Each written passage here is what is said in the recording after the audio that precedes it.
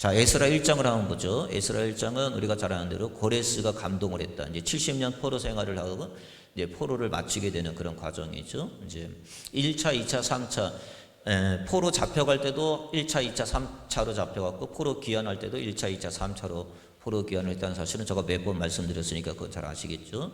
그래서 고레스의 마음을 하나님이 감동시켜서 하나님이 예루살렘으로 올라가라 라고 하는 칙령과 함께 이들이 귀환이 시작이 됐다 그 얘기했습니다. 그래서 2장은 그럼 몇 명이 귀환을 했느냐, 이 명록에 이제 그 이름이 기재되어 있다고 하는 사실을 우리가 같이 봤죠. 그래서 1장은 고레스의 칙령이 발표가 되고요, 공포가 되고요. 그 다음에 2장에 넘어오면 2장에서는 어떤 사람들이 올라왔는지 또 어떤 부류들이 올라왔는지 우리가 확인할 수 있죠. 우리가 전체적으로 보면은 저거 말씀드렸을 때 한 100만 명 정도 포로로 잡혀갔다고 그랬잖아요. 100만 명 정도 포로로 잡혀갔는데 귀환한 1차, 2차, 3차 통틀어서 귀환한 자들은 한 7만 명에서 8만 명밖에 되지 않습니다. 그러면은 약 한 7%에서 8%밖에 되지 않죠. 나머지는 다 바벨론에 살고 있었고 거기에 거주하고 있었고 하나님의 감동을 줘서 억지로 하지 않습니다. 하나님은 억지로 하지 않아요. 감동을 줘서 감동을 받은 사람들을. 그래서 감동은 다 줬겠죠. 근데 감동이 식은 사람도 있고 감동을 잃어버린 사람도 있고 감동을 소멸한 사람도 있고 그리고 하나님의 말씀을 한 귀로 듣고 한 귀로 흘리는 사람도 있었겠죠. 그런데 어떤 부류들은 그 말씀을 계속해서 마음판에 새겨서 마음에 막 이 하나님의 주시는 이 감동의 물결이 끊이지 않아서 정말 우리가 올라가야 되지 않겠느냐, 우리가 함께 해야 되지 않겠느냐, 우리가 올라가자. 그래서 어떤 사람들은 이름도 없는 자, 또 어떤 사람들은 종들들, 어떤 사람은 노예들, 그리고 마땅히 올라가야 될 사람들은 적은 수가 올라가고, 그리고 올라가지 않아도 되는 사람들이 마음의 감동을 받아서 올라가 가지고 우리도 하나님의 성전을 재건해야 되지 않겠느냐라고 해서 올라간 사람들이 약 5만 명 정도 있었다라고 성경은 이야기합니다. 그래서 한 5만 명 정도의 이름들이 그들의 마을 부족들로 이렇게 마을로, 그 다음에 단체로, 또 가족으로, 또 여러 가지 이름으로 2장에 기록이 되어 있다라고 하는 것을 우리가 보게 됐고요. 그 다음에 3장, 에스라 3장에서는 그들이 올라와서 뭐 했느냐, 처음으로 한 일이 뭐냐, 하나님의 제단을 쌓는 일을 했다. 하나님 앞에 먼저 예배로 시작했고 하나님 앞에 기도로 시작했고 하나님 앞에 나아갔다. 그 다음에 이제 성전의 기초를 놓는 일을 했다라고 하는 3장에 있는 내용들이 그 안에 들어가 있죠. 그 다음에 4장에 보면은 이제 기초를 놓으니까 뭐가 시작되면 본격적인 대적자들이 등장하게 됩니다. 대적자들이 등장하게 되고 방해가 시작이 되어지고 하나님의 일이 멈추는 일이 일어나게 된다. 그래서 우리가 꼭 기억할 것은 하나님의 일을 하려면 반드시 뭐가 있냐면 대적자가 드러나게 되어 있다. 하나님의 일을 하려면 반드시 방해가 있다라고 얘기합니다. 그래서 건축을 하지 못하게 하고 그리고 건축을 그치게 하고 결국은 뭐냐면 그 공사가 어떻게 되면 중단이 됩니다. 우리가 봤죠? 에스라 4장 24절 우리가 지난주에 봤으니까요. 에스라 4장 24절 보니까 이에 예루살렘에서 하나님의 성전 공사가 바사왕 다리오의 제2년까지 중단됐다라고 얘기합니다. 여기 중단이라고 하는 말을 보면 중단이라고 하면 베텔이라는 단어인데 이 베텔이라는 말이면 노동을 그치다라는 말이에요. 완전히 그친 거예요. 여기 중단이라고 하는 말은 완전히 정지된 상태. 그 다음에 뭐냐면 소리도 움직임도 생기도 없는 상태. 이게 베텔이라는 단어예요. 그러니까 정말 죽어있는 상태. 여러분 보세요. 16년 동안 죽어 있었어요. 여러분 삶 가운데 그런 거 있잖아요. 하나님의 말씀으로 감동으로 시작했던 사람들이 죽어 있는 상태가 있어요. 하나님의 음성도 들리지 않고 하나님의 생기도 없고 말씀의 기쁨도 없고 감격도 없고 그냥 그야말로 숨만 있지 완전히 침묵의 상태가 되어 있는 거죠. 그게 16년 만에 인공호흡을 해가지고 학계와 스가랴가 등판해 구원의 투수로 등판합니다. 다시금 살려내는 거죠. 굉장히 중요한 게 뭐냐면 우리 삶도 이제 똑같아요. 우리도 어느 순간에는 하나님의 감동을 받고 시작한 일들이 어느 때부터는 숨소리도 들리지 않아요. 하나님의 일을 완전히 저버리고 등지고 척지고 그리고 하나님은 없고 완전히 그 일은 중단되고 멈춘 상태, 완전히 생명이 끊어진 것처럼 느껴지는 상태인 거예요. 그런데 하나님이 그 일을 하나님은 시작하시면 반드시 완성하시는 하나님이라고 그랬죠. 하나님은 다바르 하시면 반드시 아마르 하시는 하나님이라고 말씀드렸습니다. 그래서 하나님께서는 반드시 그 약속을 성취하시기 위해서 하나님이 이때 비로소 학개와 스가랴를 동원해서 하나님이 책망과 때로는 교훈과 바르게 함과 의의 교육함을 통해서 하나님이 다시금 생기를 불어넣는 일을 했다라고 하는 사실을 우리가 알게 되죠. 그래서 오늘 5장, 우리가 에스라 5장에 있는 말씀인데요. 오늘 5장은 뭐냐면 16년 만에 다시금 성전이 다시금 재개가 되는 그런 사건을 우리가 보게 됩니다. 자, 에스라 5장 2절에 보니까 이렇게 얘기하고 있습니다. 이에 스알디엘의 아들 수르바벨과 요사닥의 아들 예수아가 일어나 예루살렘에 있던, 이게 중요한 거죠. 일어났다라고 하는 단어를 좀 이따 찾아볼 건데요. 일어났다. 그동안은 뭐 했어요? 완전히 정지되어 있어요. 완전히 정지된 상태. 움직임이 없어요. 생기가 없어요. 침묵의 상태란 말이에요. 그런데 비로소 5장 1절에 비로소 누가 등장하냐면 선지자들 곧 선지자 학개와 이도의 손자 스가랴가 등장을 합니다. 학개라고 하는 선지자, 그 다음에 스가랴고 하는 선지자. 기억하십시오. 학개는 뭘 했다고요? 책망과 훈계를 통해서 바로잡음의 일을 했어요. 스가랴는요? 비전을 제시해 줬어요. 소망을 불어넣어 줬어요. 그러니까 어떤 일이 일어나냐면 2절에 보니까 뭐요? 일어났다 그랬어요. 성도는 반드시 어떤 일이 있어야냐면 성도는 말씀을 떠나면 안 돼요. 하나님의 말씀은 때로는 듣기도 거북할 수도 있어요. 때로는 여러분 학개가 얘기할 때 듣기가 얼마나 거북해. 아, 너희들이 먼저 빨랐구나. 넌 그러면 되겠느냐. 우선순위를 잊어버렸구나. 먼저 그의 나라와 그 일을 구하라고 했는데 너희들은 세상을 먼저 구하는구나 라고 하면서 싫은 소리를 엄청 한단 말이에요. 그럼에도 불구하고 그들이 그 이야기를 듣고 일어나는 일이 벌어져요. 일어나면 사는 거예요. 살았다는 거예요. 이제 16년 동안 멈췄던 생명이 하나님의 말씀이 불어넣어지니까, 그야말로 에스겔 골짜기에 있는 마른 뼈들에게 에스겔이 하나님의 말씀을 대언하니까 그 말씀이 살아있듯이, 살아나듯이 살아나게 되는 거죠. 그래서 여기서 보니까는 학개와 스가랴가 등판하게 되고 하나님의 말씀을 전하게 되고, 한편으로는 책망과 꾸중과 바르게 함과 의의 교육함으로 말씀을 전해주고, 또 한편으로는 비전과 소망을 제시해주고 꿈을 주는, 그래서 스가랴는 다 어느 걸로 되어 있냐면 8개의 꿈으로 환상이 되어 있거든요. 꿈을 제시해주고 비전을 제시해주고, 그러니까 이들이 어떤 마음을 가졌냐면 2절에 보니까 그들이 일어나 다시 건축하기를 시작했다 있습니다. 다시 시작할 수 있는 것은 말씀이에요. 말씀의 동력에 들어가서 다시금 이들이 시작하는 일들이 벌어지게 되죠. 그럼 우리가 두 가지를 이 한 시간에 좀 배우면 좋겠는데요. 시간이 될 때까지. 자, 하나는 뭐냐면 성전이 중단된 이유는 우리가 배웠으니까 간략하게 좀만 우리가 세균제라면서 넘어가도록 하고요. 그 다음에 다시금 시작한 계기는 어떤 계기로 해서 다시금 시작했느냐, 두 가지의 사건을 오늘 이 본문을 통해서 우리가 한번 배우도록 그렇게 하겠습니다. 자, 첫 번째는 뭐냐면 건축이 왜 중단이 됐느냐, 중단된 원인을 학개가 이야기하기 때문에 학개서를 좀 빌려와서 우리가 세 가지 요인으로 좀 하나 찾아볼 수 있는데요. 표면적 요인은 우리가 이제 이미 4장에서 드러났듯이 대적들이 등장하죠. 대적들의 방해가 많았다라고 얘기합니다. 에스라 4장 1절에 보니까는 그들의 대적이 듣고 일어났다 그랬고요. 그 다음에 하나님의 말씀을 방해했다라고 했습니다. 그러니까 하나님의 일을 시작하면 여러분 일사천리로 끝나는 것이 아니라 모든 게 잘 풀리는 게 아니라 만사형통하는 게 아닙니다. 반드시 우리가 하나님의 일을 하려고 그러면 어떤 사건이 벌어지면 대적자들이 일어나게 되어 있고 대적자들이 굉장히 소란스럽게 합니다. 세 가지로 방해하는데요. 첫째는 뭐냐면은 조직적인 방해가 있습니다. 조직적으로. 이건 뭐냐면 권력을 이용한다든지 행정 체계를 이용해 가지고 방해하려고 하는 그런 조직적인 방해가 있었고요. 그 다음에 체계적인 방해가 있었습니다. 체계적으로 방해하는, 조직적이고 체계적이고. 그래서 여기서 보니까는 어떤 사람들은 그 말을 만들고 또 어떤 사람들은 그 말을 퍼뜨리는 사람이 있다고 그랬잖아요. 그러니까 우리가 지난 시간에 새벽에 배웠듯이 어떤 부류의 사람들은 말을 만들어 가지고 그리고 그 말들을 퍼뜨리는, 그래서 그걸 계속해서 고발장을 듣고 계속해서 항소하고 막 이런 일들이 벌어진단 말이에요. 그러니까 방해하는 건 그냥 방해하지 않아요. 어리석게 그냥 방해하지 않습니다.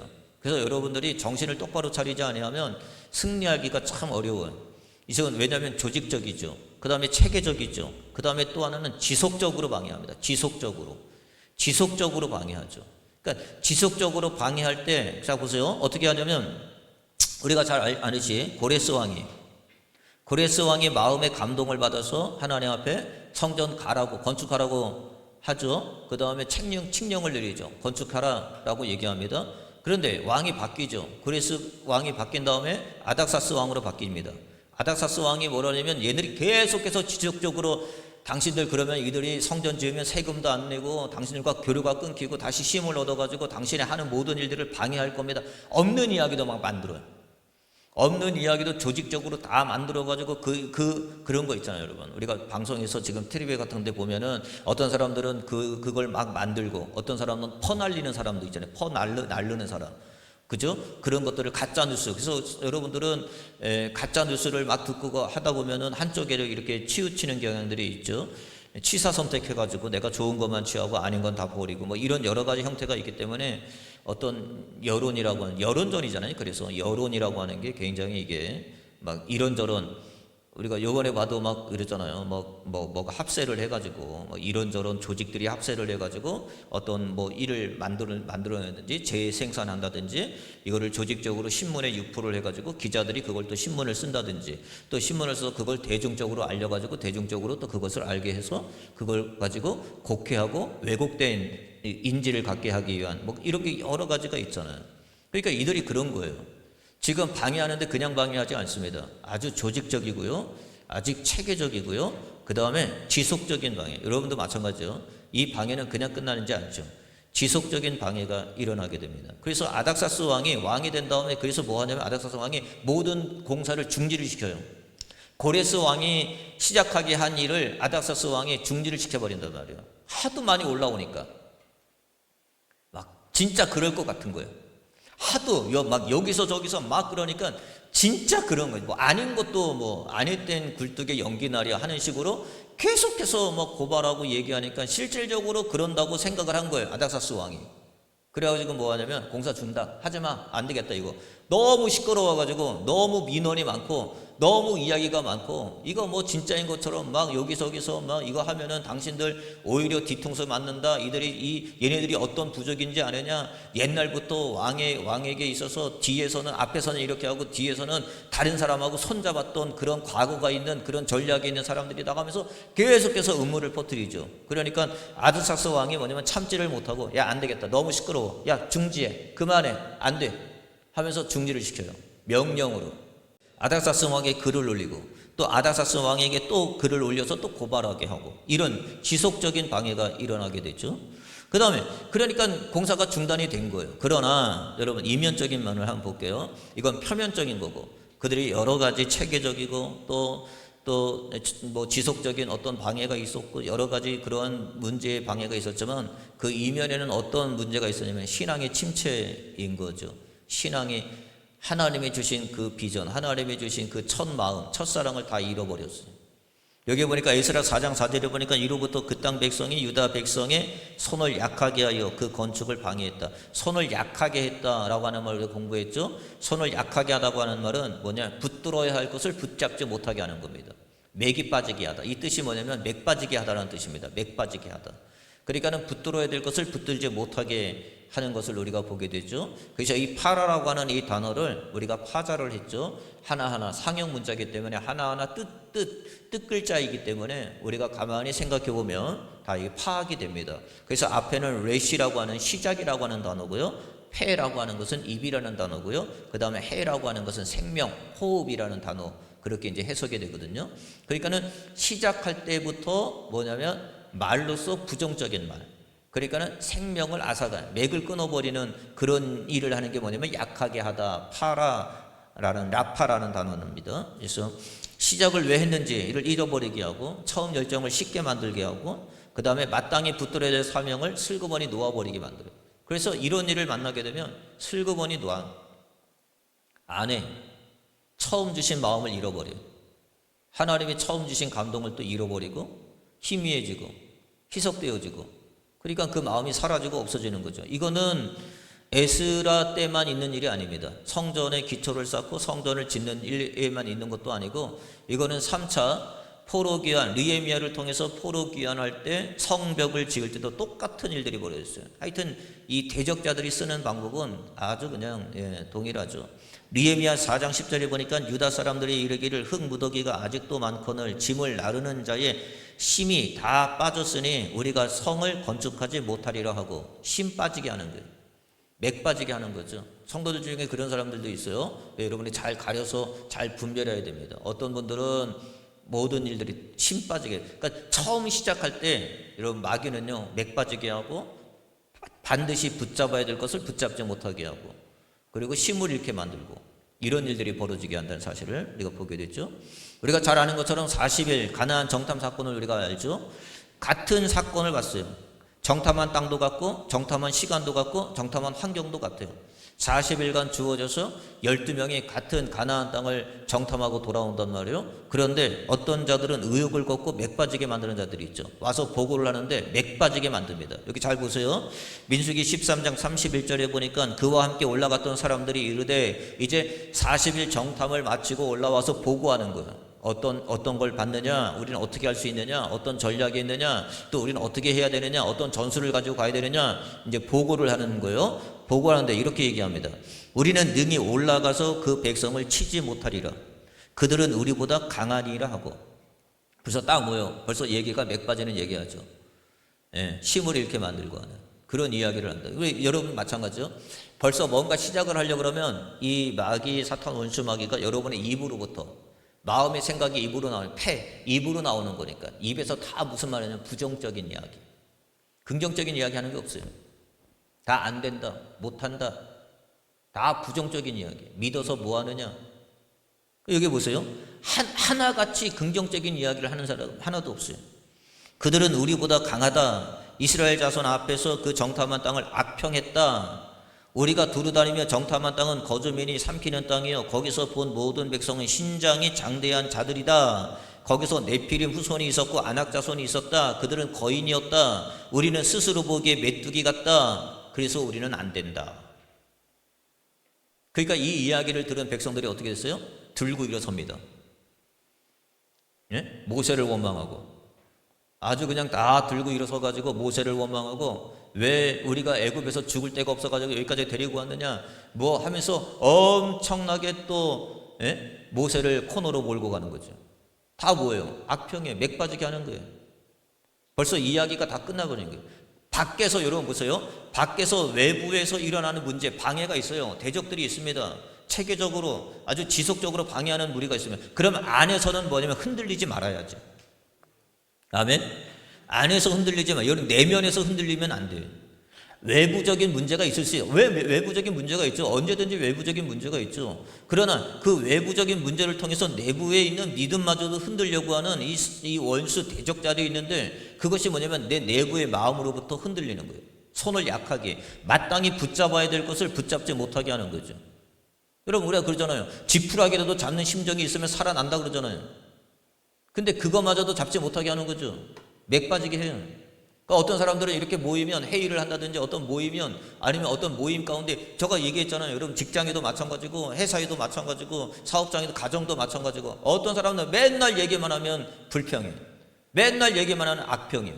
맨날 얘기만 하면 안 된대. 뭐 우리는 보잘것 없대. 항상 그런 얘기하는 거예요. 그래서 그런 자들은 뭐냐면 맥 빠지게 하는 자들이죠. 그런데 여러분 보세요.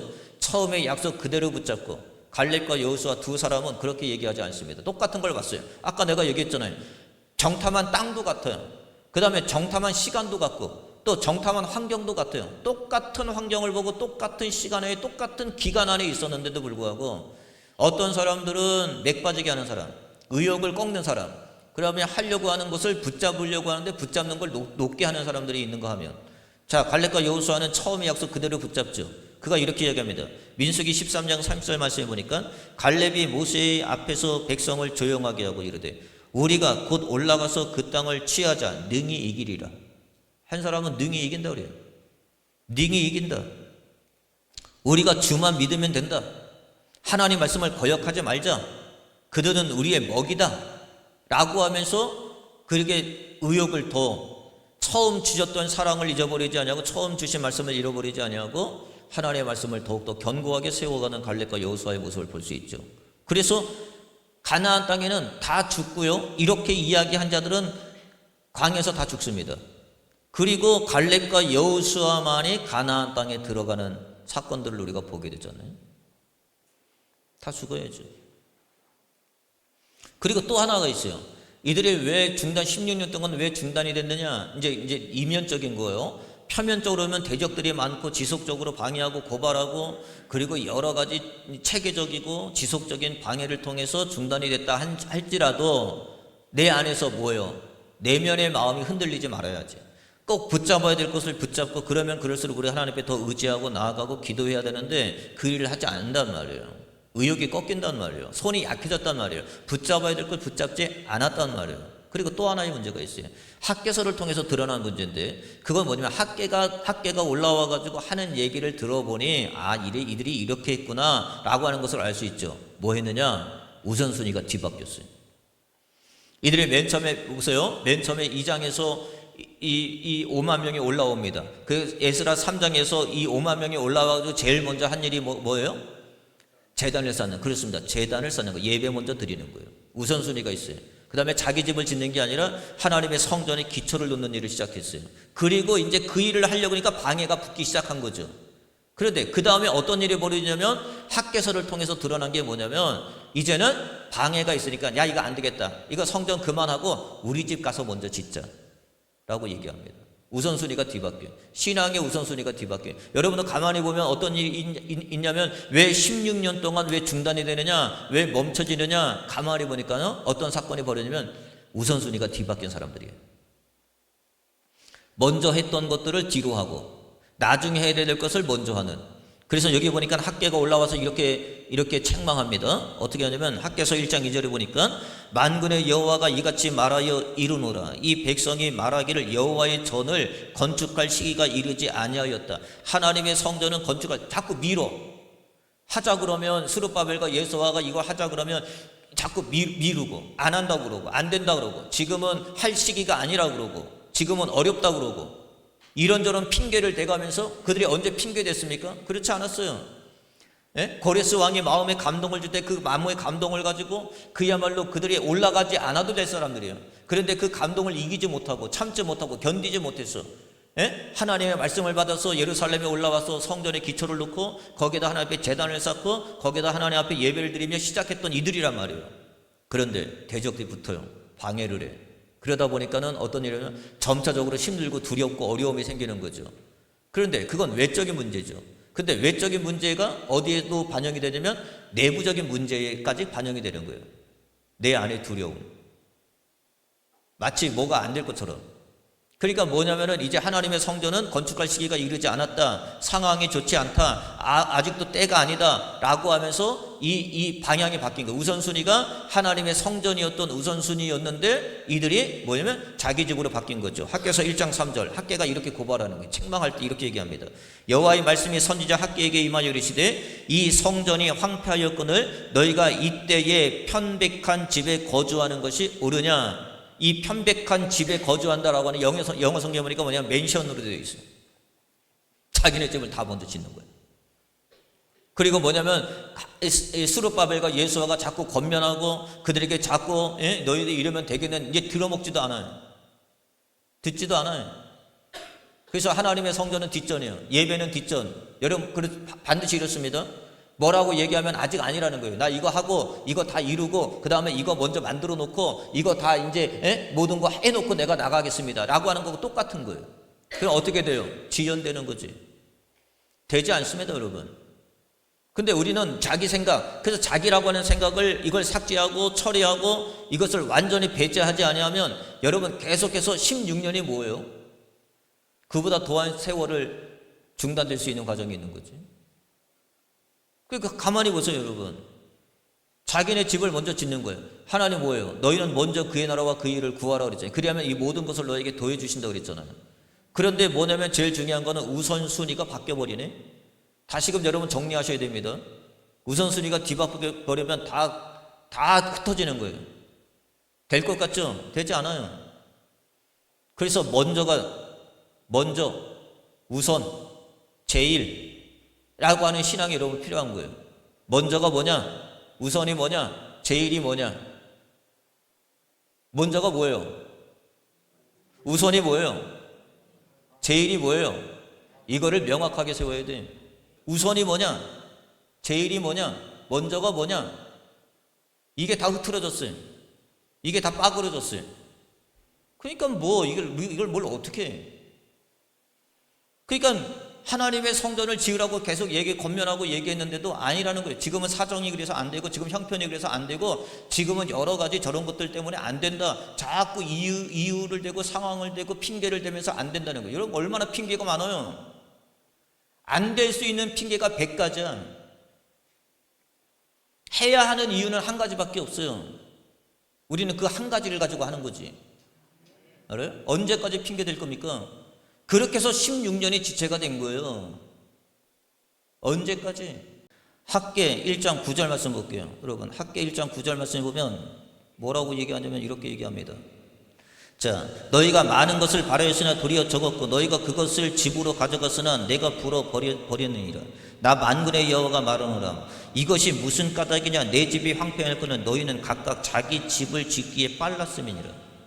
자, 빨랐다는 얘기가 뭐냐면 르츠라는 거예요. 르츠라고 하는 말은 뭐냐면 뛰다, 열정을 가지고 몰입하다. 그 일은 열정을 가지고 몰입하는 거예요. 하나님의 일은 미루고 자기의 일은 서두르다는 거예요. 그러니까 이 일 보세요. 외적인 일에는 외부적으로 보면, 이걸 외부적으로 보면 이게 뭐냐면 표면적인 거죠. 표면적으로 보면은 뭐 때문에 안 됐다고 이야기를 해요?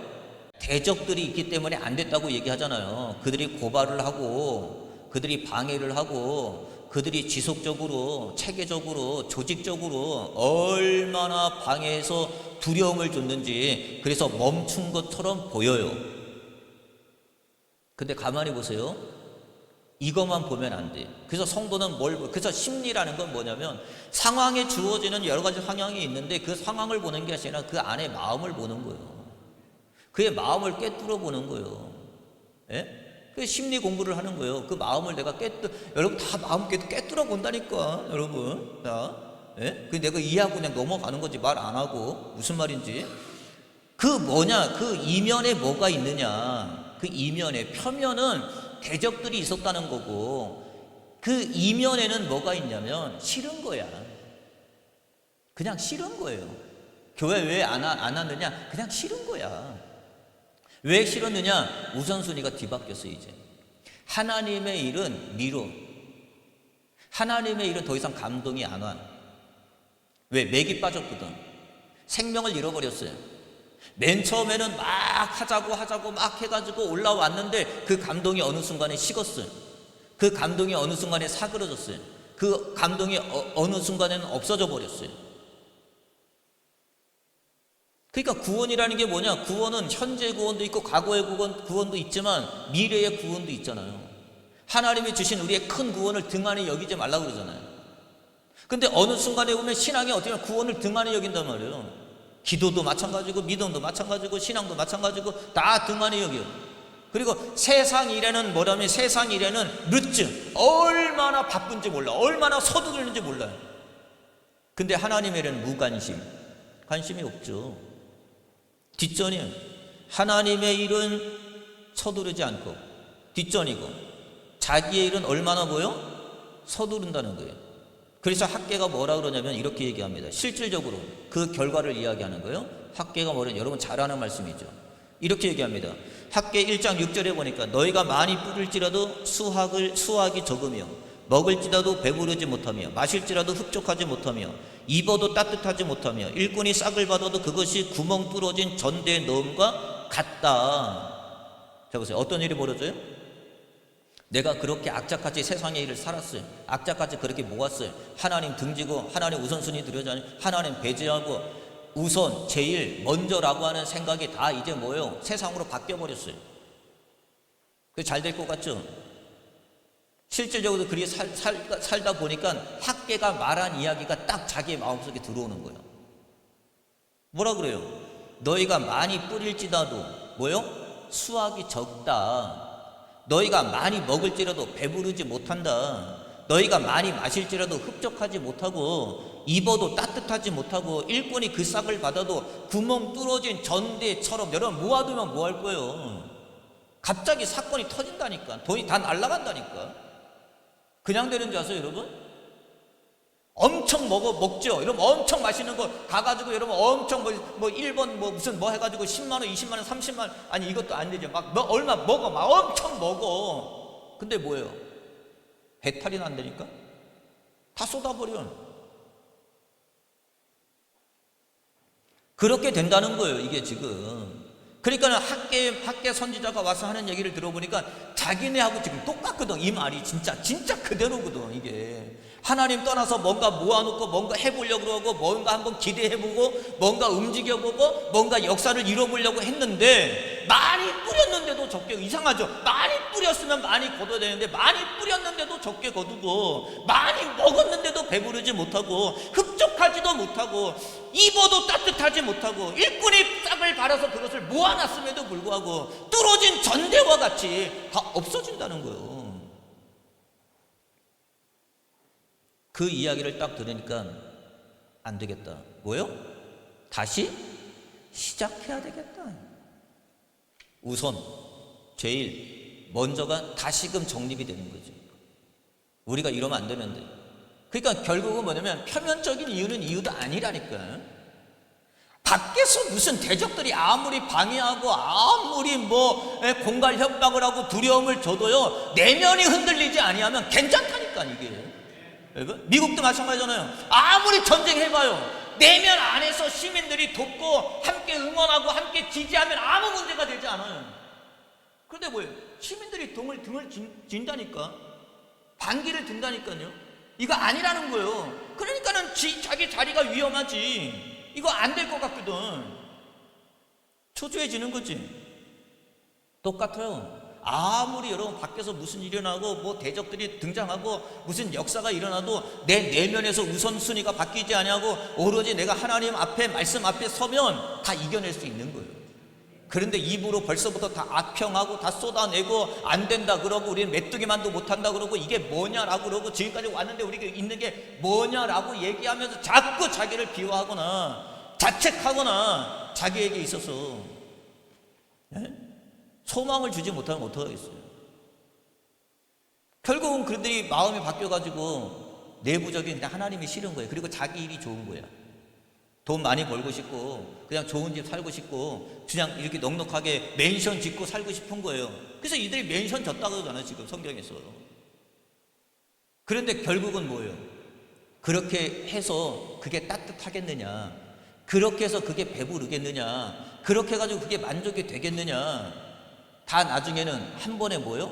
뚫어진 전대와 같이 다 빠지게 된다는 사실인 거죠. 학계가 이런 얘기를 한 거예요. 그러니까 들어보니까 그 말이 맞아요 안 맞아요? 그 말이 맞는 거예요. 그래서 이들이 뭐하고 하냐면 그 말을 듣고 일어난 거예요. 재개가 시작이 된 거예요. 하나님의 역사가. 자 볼게요. 다시 일어나요. 자 에스라 5장 2절 말씀 볼게요. 이에 스알디엘의 아들 스룹바벨과 요사닥의 아들 예수아가 일어나. 왜 일어난지 아시죠? 아시겠어요? 왜 일어났어요? 네, 학계 선지자의 책망이 뭐예요?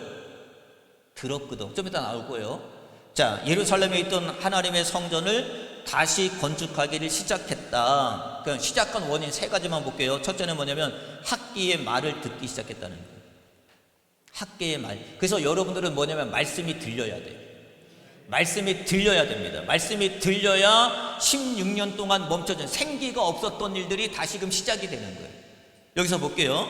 학계의 말씀을 들었다. 자, 학계 1장 12절의 말씀에 보니까는 뭐라냐면은 이렇게 얘기합니다. 자, 그들이 하나님 여호와의 소리와 선지자의 학계의 말을 들었다라고. 자, 들었다에다 여러분 밑줄 쳐놓으세요. 들었다라고 해요. 듣는 게 뭐냐? 그러면 여러분 여기 앉아가지고 여기 여러분이 이렇게 듣는 게 듣는 거냐? 이거 듣는 거 아니에요.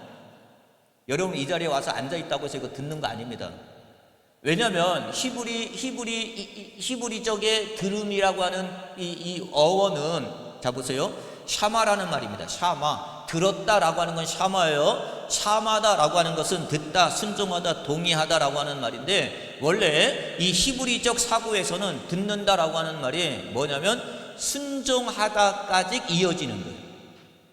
그리고 또 뭐냐면 듣는다고 하는 말은 뭐냐면 행동으로 반응하기까지를 들었다라고 얘기하는 거예요. 자, 내가 들었어요? 그럼 뭘로 움직여야 돼요?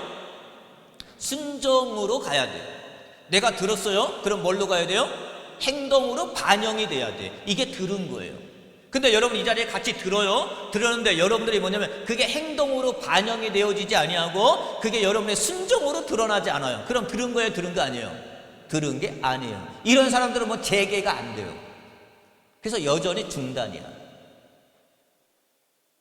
그래서 신앙이 여러분들이 왜 변화가 없는지 아세요? 샤마로 듣지 않았기 때문에 그래요. 반드시 하나님의 말씀을 들으면 뭐냐면 순종으로 드러나야 되고 여러분의 삶이 행동으로 반응이 돼야 되는 거예요. 이걸 뭐냐면 이걸 들었다라고 얘기하는 거죠. 그래서 학개 스가랴가 올라와서 5장 1절 학개와 스가랴가 학개가 책망해주고 스가랴가 소망을 주고 비전을 제시해 주니까 이들이 들었어요. 들었고 그 다음에 반응이 뭐예요? 일어났다라고 하는 반응이에요. 그러면 들은 거는 어떻게 해야 돼요? 듣다라고 하는 말은 뭐예요? 샤마인데 샤마는 뭐 해야 돼요? 일어나는 거예요. 그래서 여기서 일어나다라고 하는 말이 뭐냐면 히브리어로 쿰입니다. 쿰. 달리다 쿰 할 때 야이로의 딸을 고쳐줄 때 달리다 예수님이 그냥 말씀으로만 하시죠. 달리다 쿰 해라 일어나라 라고 하는 거예요. 달리다 쿰 하는 거예요. 일어나라 소녀야 일어나라. 그러니까 우리가 말씀을 들은 사람은 어떻게 하냐면 누워있거나 자빠지거나 쓰러져 있는 자가 아니라 말씀을 들은 자는 뭐예요? 일어나는 자예요. 말씀을 들은 자는 일어나는 자예요. 그런데 말씀을 들었어요. 근데 귀로만 들었네요? 그럼 어때요? 일어나지를 않아요. 여전히 멈춰 있어요. 그래서 이 쿰이라고 하는 말은 뭐냐면 세우다, 제기하다. 이게 아람어인데요. 아람어 쿰인데 확고해지다, 다시 결단이 서다 라고 하는 의미입니다. 다시금 하는 거예요. 자, 그 다음에 두 번째, 이들이 다시금 16년 동안 이 멈춰져 있던 일들이 다시금 재개될 수 있었던 것은 뭐냐면 하나는 말씀을 들었다는 이야기고, 두 번째는 뭐냐면 하나님을 두려워하기 시작했다는 거예요. 제일 중요한 신앙이에요. 우리 기독교적인 신앙의 가장 중요한 신앙이 뭐냐면 첫째는 하나님의 말씀을 듣는 거고요. 두 번째는 뭐냐면 두려워할 대상을 두려워하는 거죠. 근데 두려워할 대상을 두려워하지 않아요. 여기서 보니까 이렇게 얘기합니다. 학개가 뭐라고 얘기하냐면 그들이 하나님의 말씀을 선지자 학개의 말씀을 들었다라고 얘기하고요. 또 하나는 뭐냐면 그들이 하나님 여호와께 그들을 보내셨습니다. 백성이 다 여호와를 경외했다라고 하는 말이, 경외라는 말을 우리가 배웠죠? 여기 경외가 아니에요. 원래 원어는 경외가 아닙니다. 경외라고 하는 말은 뭐냐면 야레라고 하는 말인데, 야레는 뭐냐면 두려워하다라고 하는 말이에요. 신앙은 어디서 갈라지느냐? 신앙은 어디서 갈라지느냐? 무엇을 더 두려워하느냐에서 신앙이 갈라져요. 믿음이 어디서 갈라지느냐? 무엇을 더 두려워하느냐에서 믿음이 갈라지는 거예요. 아무리 내가 성경을 많이 아는 지식으로 여러분 그 지식이 여러분을 살리지 않아요. 내가 무엇을 더 두려워하고 있느냐가 여러분의 신앙을 갈라놓는 거고 여러분의 믿음을 갈라놓는 거예요. 이전에 16년의 상태를 보면 이들은 하나님보다 다른 것을 더 두려워했죠. 대적들의 방해를 더 두려워했고 생활의 불편함을 더 두려워했고 사람의 눈의 평가를 더 중요했어요. 그게 더 두렵단 말이에요. 성경은 이렇게 얘기합니다. 마태복음 10장 28절에 보니까 몸은 죽어도 영혼은 능히 죽이지 못하는 자들을 두려워하지 말고 오직 몸과 영혼을 능히 지옥에 멸하시는 이를 두려워하라. 이사야 51장 12절에 이렇게 얘기합니다. 이르시되 너희는 위로하는 자는, 너희를 위로하는 자는 곧 나이니라. 너희가 어떠한 자에게 죽을 사람을 두려워하며 풀같이 될 사람들의 아들을 두려워하느냐. 어떻게 그런 것들을 두려워할 수 있느냐 라고 이야기하는 거죠. 너희들이 두려워할 대상은 나다 라고 얘기하는 거죠. 진짜 우리가 두려워할 대상은 하나님이죠. 그래서 우리가 출애굽기에 나오는 히브리 산파들이 있습니다. 히브리 산파들은 바로가 명령하죠. 아들을 낳거든 다 죽여라 라고 명령을 내립니다. 여러분 명령을 지키지 아니하면은 우리 그러잖아요. 어떤 집은 뭐 3대가 뭐 다 망하기도 하며 하여튼 여러 가지 그런 제약이 있습니다. 여기 그러잖아요. 히브리 산파들이 바로의 왕의 명령을 어긴다든지 바로의 왕을 명령을 거절한다든지 어떻게 그럴 수 있어요? 할 수 없습니다. 그런데 성경은 이렇게 얘기합니다. 자, 출애굽기 1장 15절 말씀에 보니까 애굽 왕이 히브리 산파 시프라라 하는 부라라 하는 사람에게 말하여 이르되 너희는 히브리 여인을 위하여 해산할 도울 때에 그 자리를 살펴서 아들이거든 그를 죽이고 딸이거든 살려두라. 그러나 산파들이 하나님을 두려워하여 바로의 왕을 두려워한 것이 아니라 하나님을 더 두려워하여 왕의 명령을 어기고 남자 아기들을 살린지라. 그래서 살린 자가 누구냐면 모세입니다. 여러분, 그때 태어난 게 모세예요. 그런데 이 산파가 보고 뭐냐면 살려낸 거예요. 누굴 더 두려워했어요? 하나님을 더 두려워했어요. 성경은 이렇게 얘기합니다. 잠언 1장 7절에 보니까 여호와를 경외하는 것이 지식의 근본이거늘. 누가 똑똑한 자인지 아세요? 제일 똑똑한 자가 누군지 아세요? 여호와를 두려워하는 자가 제일 똑똑한 거예요. 이 세상에서 제일 똑똑한 사람이 누구냐면 챗 GPT를 만든 사람이 아닙니다. 어떤 반도체를 만든 사람이 아니에요. 어떤 뒤에 뭘 만든 사람이 아니에요. 제일 똑똑한 사람이 어떤 사람이냐? 하나님은 이렇게 얘기합니다. 여호와를 경외하는 사람. 경외가 뭐예요? 야래. 하나님을 두려워할 줄 아는 자. 세상은 두려워하죠. 하나님을 두려워할 줄 아는 자. 시편 111편 10절에 보니까 여호와를 경외함이 지혜의 근본이라. 여호와를 경외함이 지혜의 기초가 되는 거예요. 하나님을 두려워할 줄 아는 자. 그래서 이들이 다시금 제기했던 것은 뭐냐면, 첫째는 하나님의 말씀을 듣기를 시작했다는 거예요. 두 번째는 하나님을 두려워하기 시작했다는 거예요. 세 번째는, 이게 제일 중요한 건데요, 선지자가 그들과 함께 있기 시작했다는 겁니다. 선지자가 있느냐 없느냐가 너무나 달라요. 자, 에스라 5장 2절 말씀 볼게요. 이에 스알디엘의 아들 스룹바벨과 여사닥의 아들 예수아가 일어나 예루살렘에 있던 하나님의 성전을 다시 건축하기 시작하며 하나님의 선지자들이 함께 있어 그들을 돕더라. 여기 있습니다. 하나님의 선지자가 함께 있어 그들을 도왔다. 여기 돕는다라고 하는 말씀 볼게요. 이 돕는다고 하는 말씀이 붙들다, 유지하다, 지지하다라고 합니다. 선지자는 뭐 하는 자들이냐라고 보니까는 붙들어주는 자, 이끌어주는 자, 기도해주는 자입니다. 그래서 선지자가 있는 거하고 없는 자하고 틀려요. 그래서 이거 하나가 말씀드리고 마칠 거예요. 잘 기억하세요, 여러분들. 그래서 여러분들이 우습게 여기면 안 된단 말이에요. 자, 한번 보세요. 선지자가 여러분 곁에 있죠. 성경에 보면 선지자가 여러분 곁에 있으면 그 자는 흥합니다. 그런데 선지자가 그 곁에 없으면 뭐냐면 쇠합니다. 결국은 망해요. 잘 보세요. 성경이 이렇게 얘기합니다. 자, 선지자와 함께 있는 왕들, 성경을 통해서 우리에게 그것을 거울로 보여주는 거예요. 자, 선지자와 함께 있었던 왕들이 있어요. 그게 누구냐? 다윗입니다. 다윗 옆에는 항상 누가 있었냐면 사무엘이 있었고 나단 선지자가 있었어요. 그런데 나단 선지자는 뭐냐면 이 다윗이 잘못했을 때 날마다 책망을 통해서 책망을 해줘요. 근데 그때 잘 받아들입니다. 그래서 다윗이 살아요. 자, 그리고 히스기야 왕 옆에는 누가 있었냐면 이사야라고 하는 선지자가 있었습니다. 이사야 선지자가 이야기할 때 그 말씀을 주면 그 말씀을 붙들어서 그가 살아나는 또 은혜가 있습니다. 그래서 열왕기하 19장 5절에 보니까 이와 같이 히스기야 왕의 신복이 이사야에게 나아가니 항상 히스기야 옆에는 누가 있었냐면은 이사야 선지자가 그들을 붙들어줬어요. 여호사밧 왕도 있습니다. 여호사밧 왕도 예후라고 하는 선지자가 그의 곁에 있었어요. 유다왕 여호사밧이 평안히 예루살렘에 들어와 그의 궁전에 들어가니라. 하나니의 아들 선견자 예후가 나와 여호사밧 왕에게 맞아 이르되 왕이 악한 자를 돕고 여호와를 미워하는 자들을 사랑하는 것이 옳습니까? 책망하는 자가 있었어요. 선지자가 그 옆에 있었어요. 바로잡아주는 자가 있었습니다. 그 바로잡아주는 선지자 예후의 이야기를 듣고 여호사밧이 회개하고 돌이켜 그래서 흥해요. 또 하나 볼까요? 우시아라는 왕이 있습니다. 우시아라고 하는 항상 누구냐면 스가랴라고 하는 선지자가 그의 옆에 있었어요. 그리고 그 하나님을 잃어버렸던 그 심령이 그 말을 듣고 하나님을 다시금 찾아요. 스가랴가 사는 날에 하나님을 찾았고 그가 여호와를 찾는 동안에는 하나님이 그를 형통케 했다라고 얘기했습니다. 여러분, 솔로몬이 어렸을 때 보십시오. 솔로몬이 아주 어렸을 때 그때 그 옆에 누가 있었냐면 나단이 있었습니다. 나단 선지자가 있으면 솔로몬은 왕이 될 수 없었어요. 근데 나단 선지자의 그 권면과 나단 선지자의 지혜를 통해서 솔로몬이 뭐가 됐냐면 왕이 됐습니다.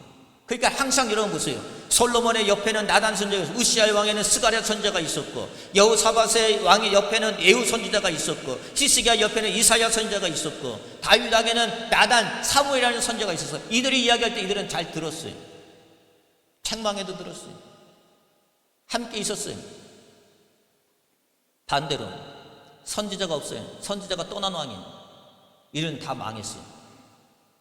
자, 사울 왕 보십시오. 사울 옆에는 누가 있었냐면 사무엘이라는 선지자가 있었어요. 그런데 사울은 사울은 사무엘과 뭐냐면 단절합니다. 단절해. 말씀을 버려요. 사무엘상 15장 26절에 보니까 사무엘이 사울에게 이르되 나는 왕과 함께 돌아가지 아니하리라. 이는 왕이 여호와의 말씀을 버렸음이니라. 왕이 하나님의 말씀을 버렸어요. 사무엘을 버렸다는 거예요. 단절했어요. 하나님의 말씀과 단절했어요. 그러니까 뭐가 되느냐 이렇게 얘기합니다. 사울이 여호와께 묻자오되 여호와께서 꿈으로도 우림으로도 선지자로도 그에게 대답하지 아니했다니. 선지자 보내지 않았어요. 그 다음에. 그러니까 그 다음부터는 이 사울이 뭘 찾아갔냐면 무당을 찾아가기 시작했습니다. 결국 망하죠. 그 옆에 선지자가 없었어요. 아합 왕도 마찬가지입니다. 아합 왕 옆에는 미가야라고 하는 선지자가 있었습니다. 아주 정말 잘못하면 제대로 말해주는 미가야라고 하는 선지자가 있었는데 미가야 선지자를 단절해버려요. 난 너 싫다. 아합은 미가야 선지자와 단절해버리죠. 그래서 망해요. 아사왕이 있습니다. 아사왕도 하나니라고 하는 선지자가 있습니다. 근데 이 하나니라고 하는 선지자를 옥에 가둬버리죠. 싫다는 거예요. 단절해버려요. 그래서 이 아사왕은 어떻게 되느냐, 여기 보세요. 아사가 노하여 선견자를 옥에 가뒀다라고 얘기하고 있습니다. 옥에 가둬버려요. 하나니라고 하는 선지자를 옥에 가둬버리죠. 학대합니다.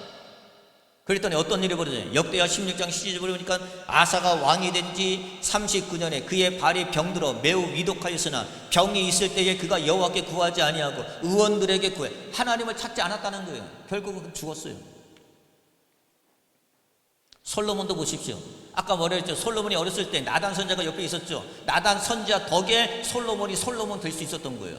근데 솔로몬이 컸네? 우리 그런 얘기 하잖아요. 머리가 컸다고요. 조심하십시오, 여러분. 겸손하셔야 돼. 머리가 크면 사람이 그러는 거예요. 여러분 이렇게 잘 하다가도요, 학생들이 잘 신앙생활 하다가도 이제 대학교 가고 취업하고 막 그러면요, 머리가 커가지고 하나님 등 떠나요. 솔로몬 보세요. 하나님이 그 어렸을 때 그 솔로몬에게 주셨던 나단 선지자를 통해서 그를 세워줬단 말이에요. 하나님의 지혜와 지식과 명철과 총명을 주셨단 말이에요. 정말 하나님밖에 몰랐던 솔로몬이었단 말이에요. 그가 머리가 굵어졌어요. 머리가 커졌어요. 세상이 자꾸 보이기 시작해. 그 다음부터 그가 어떻게 해요? 선지자가 없어요. 그리고 오로지 하나님 말씀을 찾는 것도 없어요. 여인만 사랑해. 세상만 사랑해. 솔로몬 왕이 바로의 딸 외에 이방의 많은 여인을 사랑하였고, 그래서 몇 사람이라 했어요? 1000명이라 했어요. 1000명. 제가 얘기했죠. 왜 1000명이냐? 그가 1000번째 제사를 드렸잖아요. 하나님 앞에 1000이라고 하는 만수로 하나님을 사랑했는데, 그가 나중에는 그 후궁하고 그의 여러 여인들 해가지고 700명과 300명 해가지고 1000명이에요. 그 마음이 바뀌어요. 솔로몬이 그들을 사랑했다. 결국은 어떻게 됩니까, 여러분? 하나님이 이렇게 얘기합니다. 솔로몬에게 뭐라고 저주하냐면 이렇게 얘기하죠. 여호와께서 솔로몬에게 말씀하시되 내가 이러한 일이 있었고 또 내가 내 언약과 내게 명령한 법도를 지키지 아니하였으니 내가 반드시 이 나라를 내게서 빼앗아 내 신하에게 주리라. 하나님이 그래서 뭐라고 하냐면 반드시 그것을 빼앗는다고 그랬어요. 빼앗는다고 하는 말이 뭐냐면 카라라고 하는 말인데, 카라라고 하면 찢어버리겠다는 말이에요. 찢어버리겠다. 그래서 나라가 그래서 둘로 찢어지는 거예요. 하나님이. 여러분 잘 기억하십시오. 하나님이 그 옆에 선지자가 있었던 왕들은 다 흥했어요. 그런데 그 옆에 선지자를 다 버려버리네. 하나님의 말씀을 다 버려요. 등져요. 세상과 짝을 해요. 하나님 반드시 어떤 역사가 일어나는지 다 하나님이 찢어내신다는 거예요. 그래서 아까 그런 거잖아요. 학계가 뭐라 그랬어요? 그들이 삶 가운데 하나님을 멀리하고 세상과 짝지었다 보니까는 그들이 많이 먹어도 배부르지 아니하고 많이 마셔도 흡족하지 아니하고 많이 입어도 그들이 춥고 많이 모아놔서 걷어놓는 것 같은데 뚫어진 전대와 같이 다 흘러지고 없어진다고 얘기하잖아요. 그래서 성도는요, 꼭 기억하십시오. 말씀과 함께 있으면 살고요, 말씀을 떠나면 찢어집니다. 그래서 여러분들은 뭐냐면 하나님 말씀과 함께 있어요. 그래서 오늘 이 16년 동안 무너졌던 이 성전이 어떻게 회복이 되느냐, 학개와 스가랴가 옆에 함께 해줬어요. 자, 에스라 5장 2절 말씀 볼게요. 이에 스알디엘의 아들 스룹바벨과 요사닥의 아들 예수아가 일어나 예루살렘에 있던 하나님의 성전을 다시 건축하기를 시작하며 하나님의 선지자들이 함께 있어 그들을 돕더라. 돕는 자가 있어야 되는 거예요. 누가 도와요? 선지자가 있어야 돕죠. 그 선지자는 붙들어주는 자입니다. 그 선지자는 이끌어주는 자입니다. 그 선지자는 기도해주는 자예요. 그들이 있어야 되는 거예요. 그런데 우리는 그들이 다 뭐냐면 필요 없다고 다 단절해 봅니다. 필요 없다고 멀리 합니다. 아이고 나는 괜찮아 라고 하면서 독불장군 자기 혼자 신앙생활을 한다고 여러 가지 방법을 쓰는 거예요. 천만의 말씀. 그렇게 한 사람은요 흥한 왕이 없어요. 그런데 좀 잘못하고 좀 어려움이 와도 하나님의 말씀과 딱 짝이 되어가지고 하나님의 선지자의 말씀을 듣고 살아가면 하나님이 다 회복시켜주는 은혜가 있었어요. 사랑하는 성도 여러분, 세 가지만 하십시오. 아무리 여러분의 인생 가운데 16년 그 이상으로 정체되어 있고 또 재건하지 못하고 멈춰져 있던 인생이라 할지라도 첫째는 하나님 말씀이 들려야 됩니다. 두 번째는 진짜 두려워할 자를 두려워해야 합니다. 세 번째는 선자를 가까이 해야 됩니다. 함께 해야 됩니다. 그때 하나님의 기적의 역사가 일어나는 줄 믿으시길 바랍니다. 기도하겠습니다.